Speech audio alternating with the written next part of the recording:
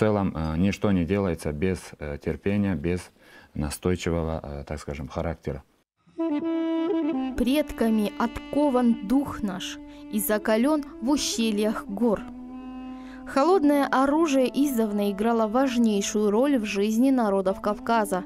Испокон веков оно являлось не просто частью экипировки, но еще и частью жизни человека.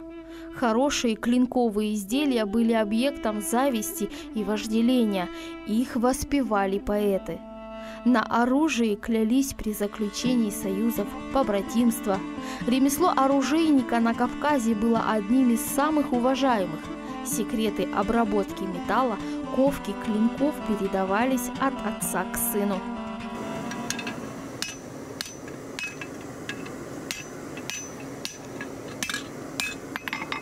Вследствие запретительной политики государства в 30-х годах 20-го столетия оружейное мастерство на Кавказе стало угасать.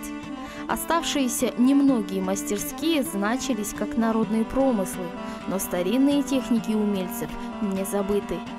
Интереснейшее занятие изготовления клинковых изделий своими руками Шамилю Батчаеву из Теберды приносит серьезную практическую пользу и эстетическое удовольствие. Кузнец-оружейник делает все для возрождения и поднятия с колен старинного и почитаемого ремесла. Вот и сейчас на наших глазах рождается очередной шедевр. Ковка железа завершена. Начинается термическая обработка. После того, как мы отковали паковку, дальше надо провести термическую обработку. Это самая важная часть у ножа. Ошибки, допущенные при термической обработке, будут влиять на качество ножа. Значит, сейчас нам для начала нужно разогреть масло до 60 градусов. Можно использовать кипятильник или обычную горелку.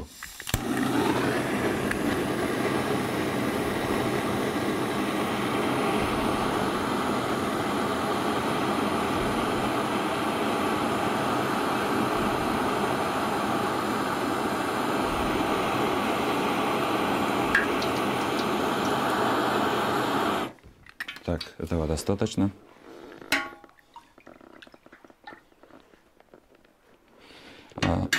Одну из наших паковок мы уже погрузили в печь. Будем ждать, как она нагреется. Будем остужать в это трансформаторное масло. Итак, достаем аккуратно нашу заготовку.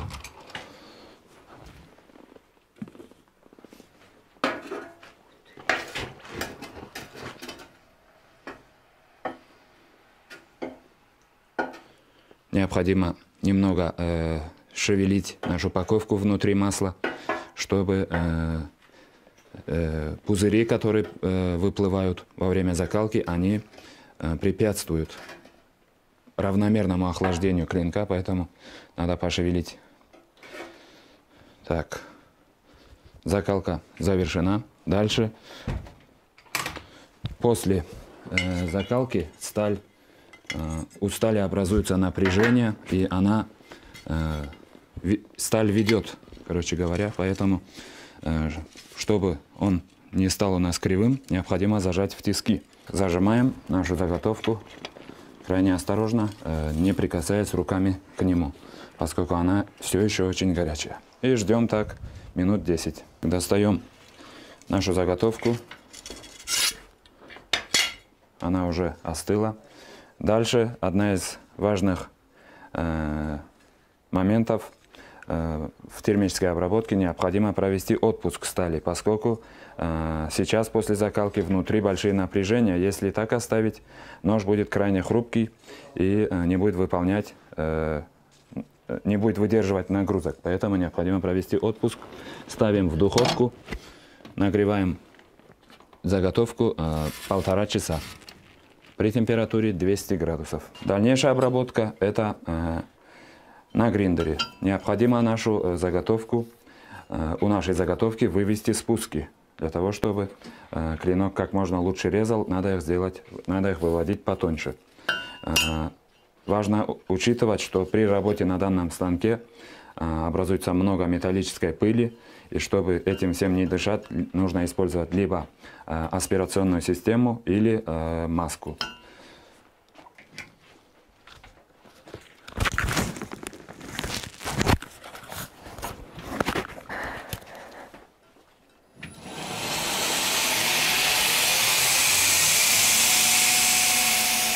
Вот, собственно, и все. Клинок готов.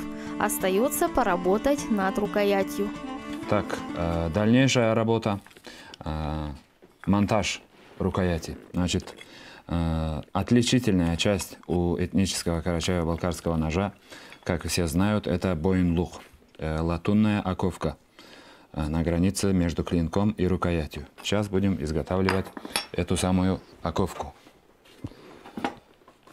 Берем кусочек латуни.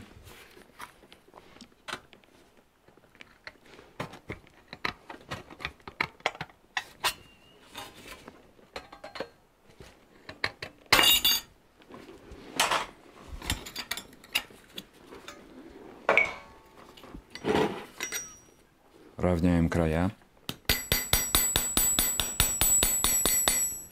Складываем на две части.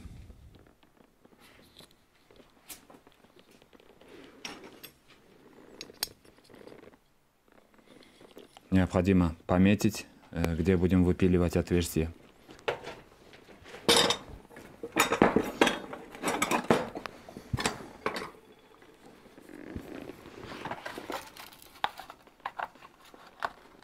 Это что за аппарат?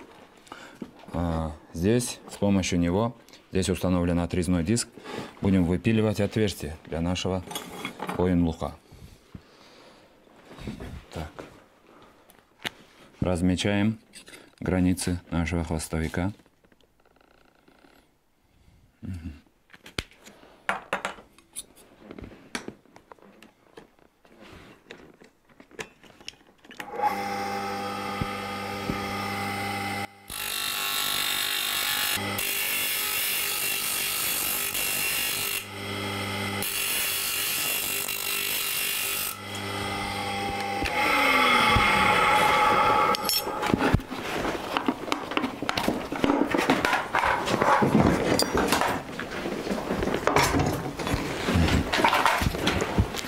Дальше с помощью надфиля необходимо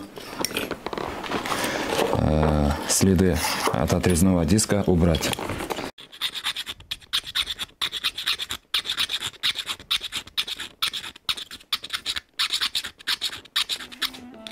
Клинковым изделиям интерес у Шамиля Батчаева зародился еще в детстве. Мальчик мечтал освоить кузнечное ремесло. Немного повзрослев, изучив литературу по основам ковки, термической обработки железа, герой нашей программы все больше углубился в процесс. Решил попробовать все-таки. Первый свой нож я изготавливал 32 дня. Я его изготавливал без электрических инструментов, примерно так же, как и изготавливали наши предки в 19 веке. Сколько лет вам было тогда? 3 года назад. Было 24. Первый нож оказался очень удачным, несмотря на то, что главное качество у ножа получается после ковки и термической обработки. Важно, этот процесс очень важно контролировать. Сейчас уже в современное время существуют электрические печи, на которые мы закалили эту нашу заготовку. Раньше это делали просто в костре на глаз, то есть эту закалку просто на глаз нагревали заготовку и примерно могли, конечно, ошибаться. Часто ошибались, ломали, но из-за большого опыта наши предки проводили термическую обработку прямо в огне. Но сейчас все уже гораздо легче. Можно указать температуру у муфельной печки и закалить без каких-либо ошибок. Первый свой нож я закалил также в огне, в горне, на улице. Оказался очень успешный. Я угадал с температурой. Потом было много, конечно, неудачных клинков. Ну и со временем приобрел оборудование, которое помогает уже каждую работу не выбрасывать, а каждая работа получается с нормальной термической обработкой. Изначально не планировал прям в больших масштабах работать. На данный момент, конечно же, принимаю заказы. А раньше я планировал просто отковать нож так же, как это делали наши предки. Сейчас уже металлургия развита, можно не ковать, можно даже не подходить к огню, изготовить нож. Сейчас не составляет никакого труда. Но мне всегда хотелось сделать это, так скажем, по нашим, как это делали наши предки. Конечно, в любом случае мы используем современное оборудование. Мы все эти традиции, все эти методы изготовления повторяем просто уже на более современном оборудовании, электрическом. Но в целом вся суть это придание методом ковки, придание соответствующей структуре к стали, чтобы она в дальнейшем долго держала заточку и при этом легко затачивалась. Поскольку если человек не может заточить свой нож, а он затупится, это очень проблематично. Поэтому есть определенные режимы ковки, которые структуру стали улучшают, и при том, что не увеличивается сама твердость стали. Заточку нож будет держать дольше, и при этом затачиваться очень легко. Поэтому это главное преимущество именно ручной ковки. Материалом для рукоятки ножа традиционно служат бараньи или турьи рога, а также различные породы древесины. Встречаются еще рукояти ножей и из оленьего рога. Рог и дерево обрабатывают разными способами, придавая прямую и овальную форму. Есть определенные материалы, которые более предпочтительные. Вот, допустим, есть обычные породы дерева, это черный граб, пропитанный черной краской, он весь черный. Но это обычное дерево. А есть стабилизированное дерево. Вот, к примеру, вот это стабилизированный ясень.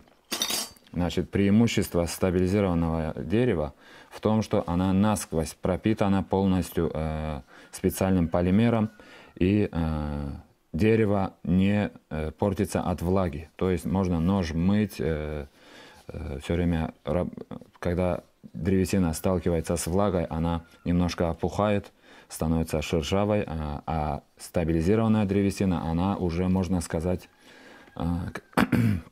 как пластик, в общем. Поэтому, конечно, стабилизированная древесина более предпочтительней, чем обычная. Но обычная тоже, в основном обычную заказывают.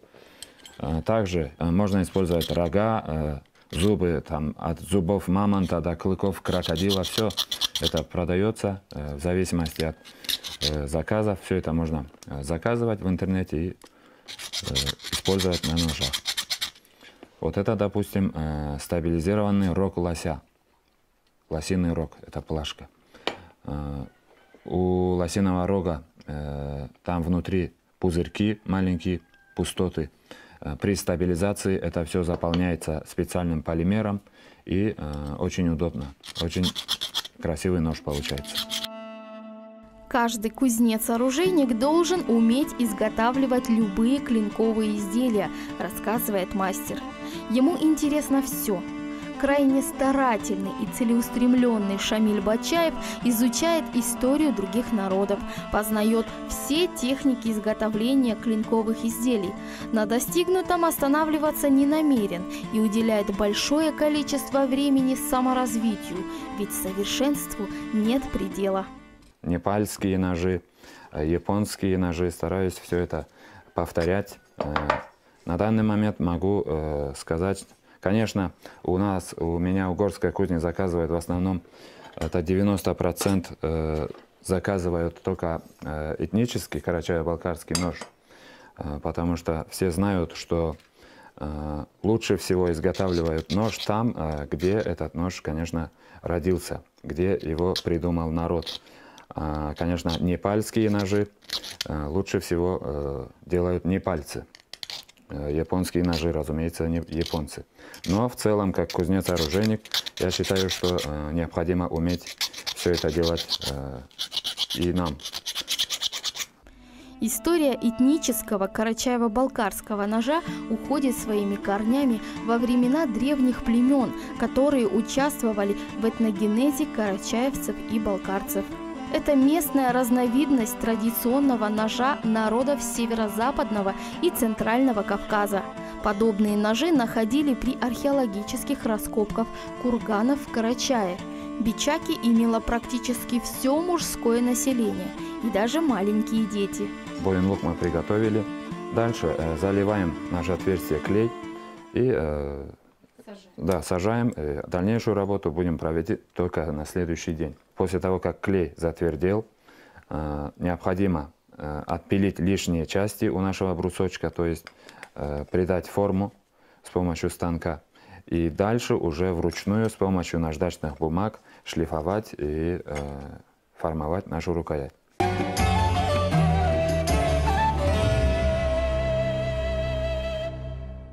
Вот так выглядит готовый карачаево-балкарский нож.